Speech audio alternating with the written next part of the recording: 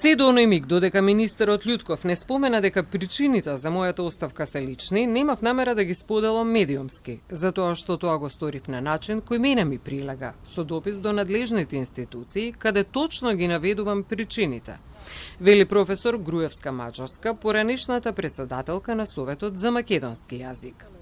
Вели дека јавната расправа за националната стратегија за култура и тоа што таа го содржи, без никаква консултација со Советот за македонски јазик, била пресудна да реагира, за потоа и да ја донесе одлуката за неотповиклива оставка. Значи, ако имало некаква комуникација, ќе сме кажале ние што треба да стои таму накратко, а нели што ќе има во посебната национална стратегија за македонскиот јазик. Но бидејќи нема комуникација во тоа министерство, кога го прочитав тоа, навистина бев многу изиритирана и тоа сакав да го кажам како забелешки на самата јавна расправа, но од државниот секретар ми беше на некој начин кажано тоа јавно да не го правам.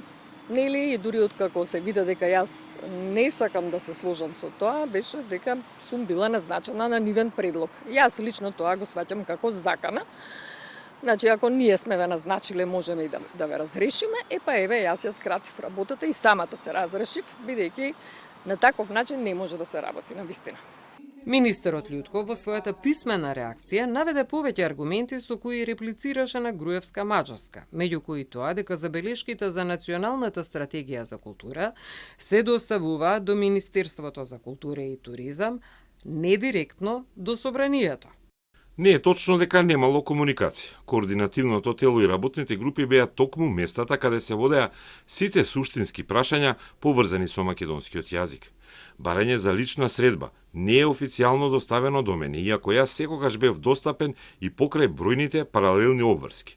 Господја Груевска, вашата оставка ја примивме со почит. Меѓутоа, објавувањето на вашето образложение на ваков сензационален начин, со селективно прикажување на фактите, директно го подкопува угледот на Советот за македонски јазик, неговите членови и сите останати институции кои сериозно и посветено работеа на јубилејот. Македонскиот јазик е далеку поважен од било чија лична промоција и мора да остане надпартиски и персонални пресметки.